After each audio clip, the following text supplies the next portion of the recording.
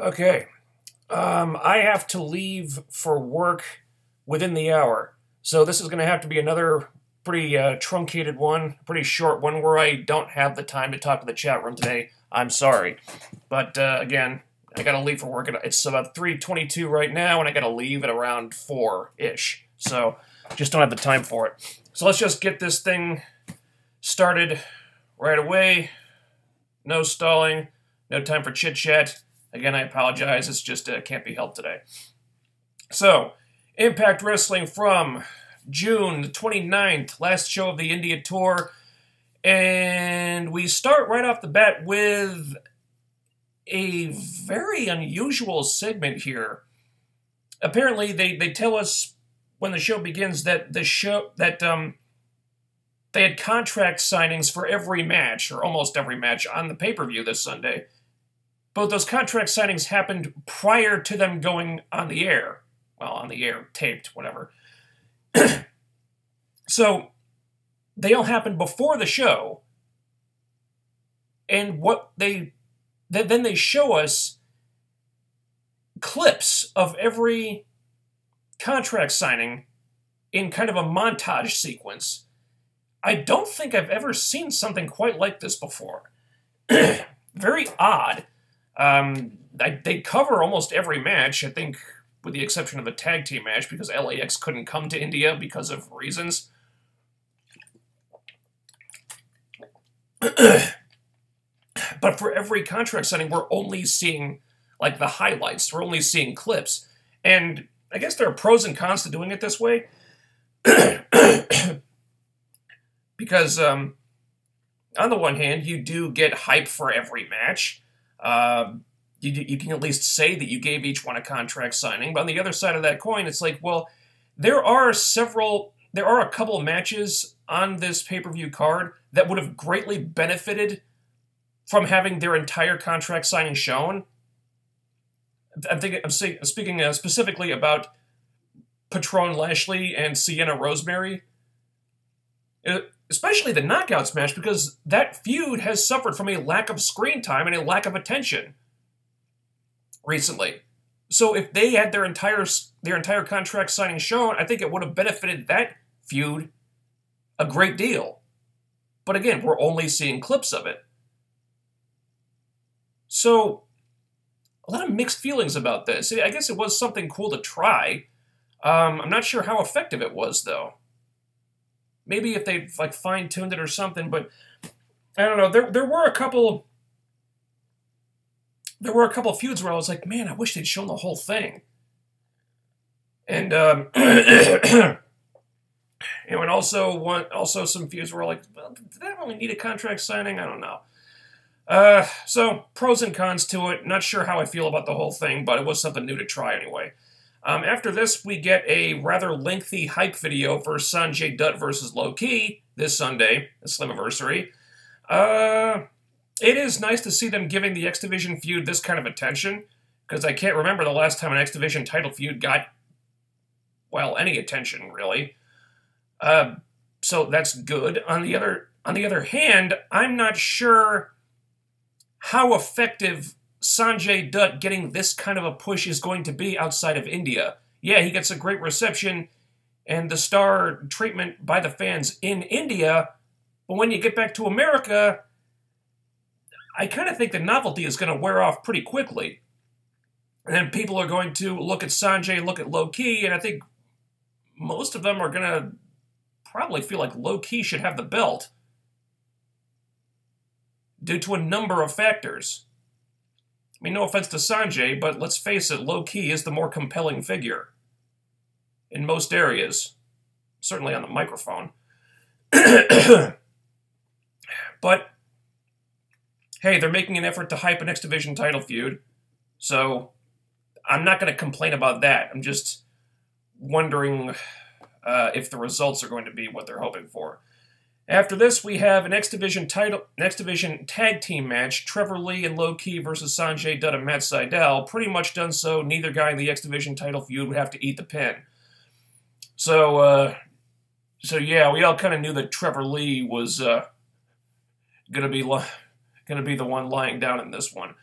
Good match. They hit the faces hit stereo standing moonsaults at one point, which was kind of cool. Matt Sydal gets the win for his team, pinning Trevor Lee with the shooting star press. This actually got a lot of time. It felt like a pretty long match, which seemed a little unnecessary to me. I don't think it needed this much time, really. And when you're adding, you're not really focusing on the title match so much as like the tag team elements here. So, okay, yeah, Matt Sydal is probably poised to enter the title feud next, but I don't know. It felt like this was unnecessarily long to me. Not crapping on the work at all. It just that time would have been better spent on other things. Yeah, but good match, though. And by this point, we're like 40 minutes into the show, and they've really only had one segment. The rest has been like video packages and stuff. It's weird. So after that, we get another video package. D'Angelo Williams, it's basically a training video with him talking about the match and how he feels about pro wrestling. He's been a fan his whole life. And credit to him, he looks like he's taken this very seriously. They show him training and saying that he wants to like be respectful and not I can do this whole thing justice. And he looks like he's got a really great attitude. And wow, if only every celebrity used in pro wrestling had this kind of attitude. And that's usually not the case. So props to D'Angelo Williams. It's not the kind of thing that I'm really anticipating for the pay-per-view, but he's going in with the right attitude, so good for him. And after this, we have Eli Drake, Chris Adonis squashing the Mumbai Cats. Okay? Quick squash. Kind of a boring match. Of course, that kind of goes without saying when Chris Adonis is involved. At least Eli Drake got the pin. Okay, good. I'm still crossing my fingers that he doesn't have to do the job on Sunday. But I'm not terribly optimistic about that. And after this, we have, oh, Jesus fucking Christ, a Mumbai street fight with Rockstar Spud versus Hornswoggle. For fuck's sake.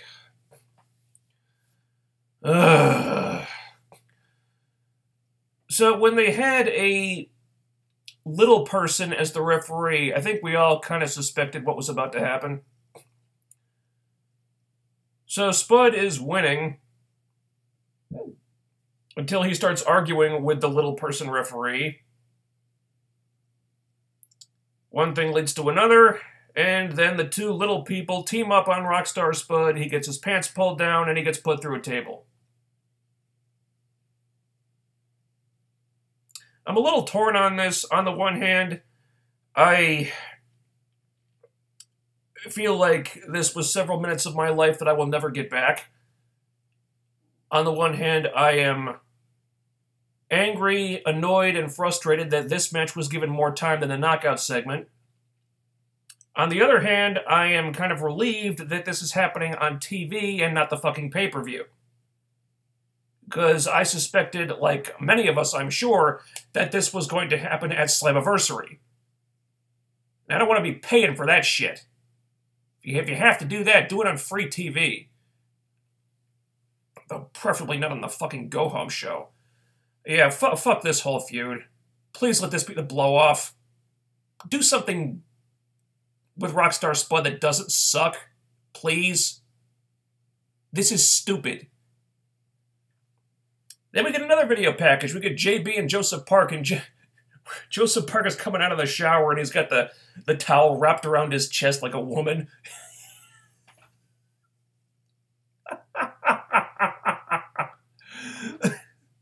I fucking love Joseph Park. This guy. Oh, this guy is awesome. So JB wants Joseph Park to look deep within himself and find that inner monster. He gives him the Abyss action figure, and he takes out Janice, and there's this tease that, oh, Abyss might show up. He might do some kind of transformation and turn back into Abyss for the tag match. Okay, that's a cool twist that would lead to some different elements factoring into that tag match on Sunday. All right, okay. Fine. Another really entertaining video from these guys. And then we have our Knockouts tag match. We have Sienna and Laurel Van Ness and KM. It's a mixed tag team match, rather. Versus Rosemary, Allie, and Braxton Sutter, or hashtag Team DemonBunny. We get a lot of the focus starting out with KM and Sutter until they go outside the ring. And then it's the Knockouts going at it. And Team DemonBunny get the upper hand, and LVN gets misted in the face, and they double team LVN, and Rosemary gets the pin for their team. And the really funny stuff happened afterward. The post-match celebration. Allie, she kind of loses it for a second, kind of lets excitement take over, and she gives Rosemary this impromptu hug, and then she realizes what she's doing. It's like, oh, wait, I shouldn't have done that. Oh, shit. She's going to be mad. But then Rosemary kind of just gives her like this little pat on the head, and Allie's she's like, yeah. It's this... I don't use this word very often, but this was fucking adorable. I swear, I spent a year wanting to see these two in a feud, but in a matter of weeks of them being friends instead, I'm like, can we have more of this, please? Because I'm loving this. Just give me more of Allie and Rosemary as allies, as buddies. It's like, it's the most completely bizarre thing ever to see these two, like, not as, like, enemies that just absolutely loathe each other, but as friends instead. But I fucking love this. This is amazing. The chemistry these two have is just beautiful. And also, am I the only one who thinks that Allie and Rosemary make a better couple than Allie and Braxton? With Allie and Braxton, I'm like, I don't really care about this. But put Allie and Rosemary together, and I'm transfixed. These two are just magical together. Also, Don West, where's my Team DemonBunny t-shirt? I demand a Team DemonBunny t-shirt. Get on that, D-Dub. So get a nice, after this we get a nice Lashley El Patron hype video. Just pretty standard stuff. The kind of thing you expect for a pay-per-view main event, you know? Pretty standard, but good video package. You know, Kevin Sullivan's doing fine work. And then we come to... Wait, was this the main event already? Holy shit, yeah, we're already at the main event. Main event is an 8-man tag. Davey Richards, EC3, and Bobby Lashley and Congo Kong versus Eddie Edwards, James Storm, Alberto El Patron, and Mahabali Shera. So, you got two guys that don't really belong in this match, but are shoehorned in there because, well, we're still in India, so we gotta get Mahabali Shera in there because, you know. And this is a problem. You know, in the first, well, actually before the match even starts, Shera comes out by himself. He gets worked over by all the heels before the match begins. And the other baby faces, the other members of Shera's team, take their sweet time coming out. So he actually gets the shit beaten out of him for a little bit before they appear. I don't know why. I don't know what they were waiting for. But yeah, Shera gets just the shit beaten out of him. He gets taken away by medical. And then we basically got a handicap match for a while. And the match is kind of slower pace than it probably should have been. Considering, you know, you got Davey and Eddie and Lashley and Patron, and you know, considering the people involved, you'd expect this to be a little more exciting. It wasn't really. Again, it's another one of those matches that kind of stalls in first gear and never really gets going to the extent that it probably should. It almost started to drag towards the end. Kind of, in large part because you kind of expected Shera to come back out And you knew nothing important was really going to happen until until he showed up again. And lo and behold, he comes out again, and then he goes on a tear, taking out all the baby faces, and that leads to the end where at least Patron got the pin. And of course Congo Kong is the other guy doesn't really belong in there, so naturally he eats the pin.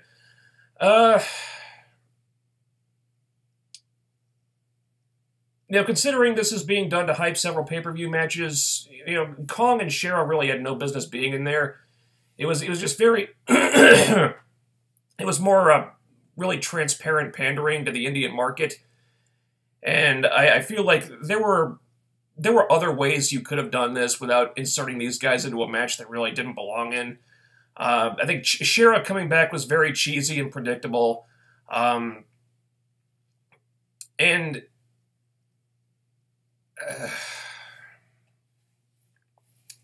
it just felt like this took precedence over the more important matter of hyping Slammiversary. And this is the match that serves as the final hype for several Slammiversary matches, and you booked it in such a way that disregards said hype in favor of building the whole thing around Mahabali Shera, making Mahabali Shera look like the central figure when he's not even booked for the pay-per-view this Sunday. I mean, yeah, they're still in pandering to India mode here, but seeing as how this is the last show of the India tour on which you've already featured and put over Shera a pretty decent amount, not to mention the last Impact before a really important pay-per-view, maybe the time had come to let the pandering take a back seat so you could get serious here. Just saying. So that was the Slammiversary Go Home show. Another flawed episode with issues that need to be addressed, in my opinion. That last match was very problematic. You could have booked it in ways that really hammered home the matches those other 6 dudes were involved in, but it wasn't designed to work that way. You didn't really see them trying to do anything to hype those matches within this match. It was all built around Shera, and that was it. Just not effective booking. Again, the pandering is just taking precedence over the pay-per-view hype. It's the last show of the tour here. Can we isn't it time to put the pandering aside? I'm just saying. Flawed episode, stuff that needs to be addressed, but not without some merit, at least. There were some entertaining things that happened here. And despite some hiccups along the way, and despite proper hype for the pay-per-view not being as effective as it should have been at times due to pandering to India and Sony 6 getting priority, this is still the best pay-per-view build-up this company has pulled off in ages. Ages. Almost every match, with the exception of the tag title match, I think, which is just going to be a random match with no build-up against some random teams they brought in from outside the company, might be a great match, but still, where's the story here? There isn't one. With the exception of that, every match seems like it matters. Every match has got video packages, you've got some sports celebrities showing up. It actually feels like there's some buzz for this. This actually does feel like a big event. It's just a shame that it's happening in the shadow of something that I find pretty damn insulting, actually. Which leads me to the big news. Because I couldn't do the stream today without talking about this. Apparently, Impact Wrestling, formerly TNA Wrestling, will soon be rebranding itself, again, as Global Force Wrestling.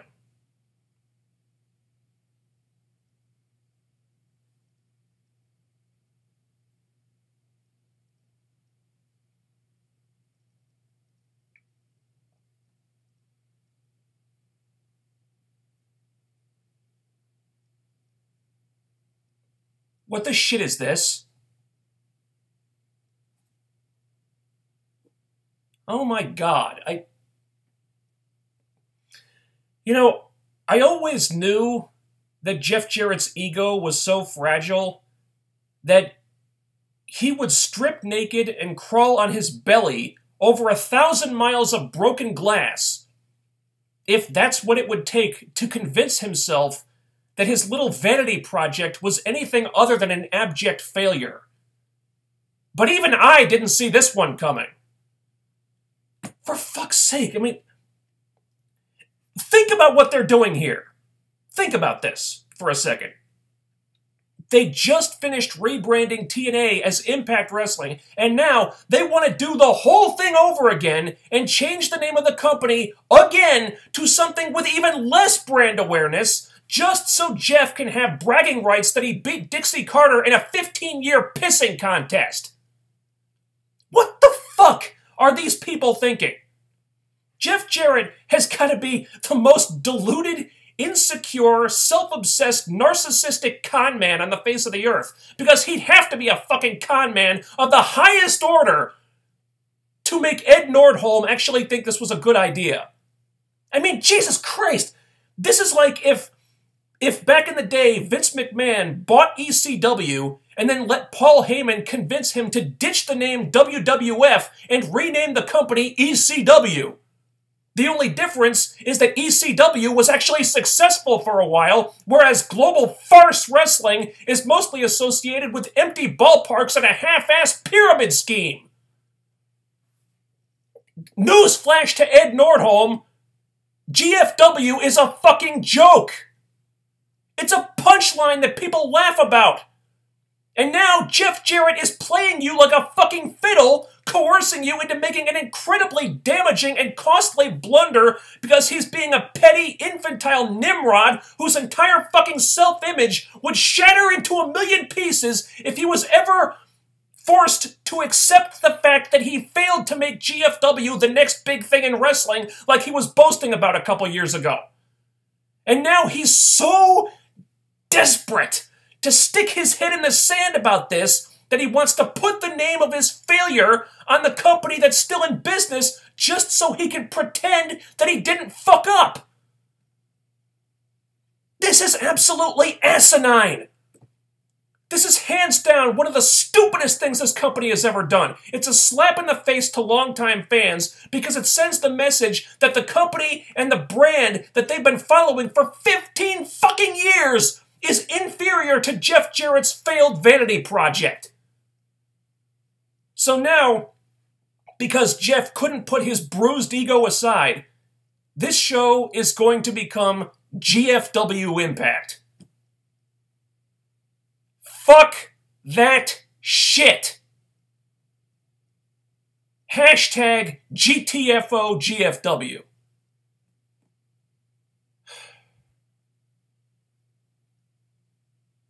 So yeah, needless to say, I'm not happy about this at all. This is a fucking terrible idea. And it's an insult to the fans who've been following this company. It's a fucking insult. I gotta go. I gotta leave for work in like 15 minutes. Sorry I couldn't talk with you guys in the chat room. I expect the chat room would have been very interesting. I expect some very colorful and spirited comments. Would have been in the chat room this time, but I don't have the time to get into it this time. Maybe next week. Actually, next week I gotta work. I gotta work on Saturday too. I don't know. Yeah, we'll see. Sorry guys, I gotta go. I'm pissed off about this. I'm really upset. This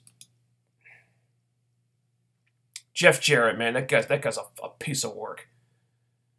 I really expected better of Ed Nordholm. I really did. Not happy. See ya.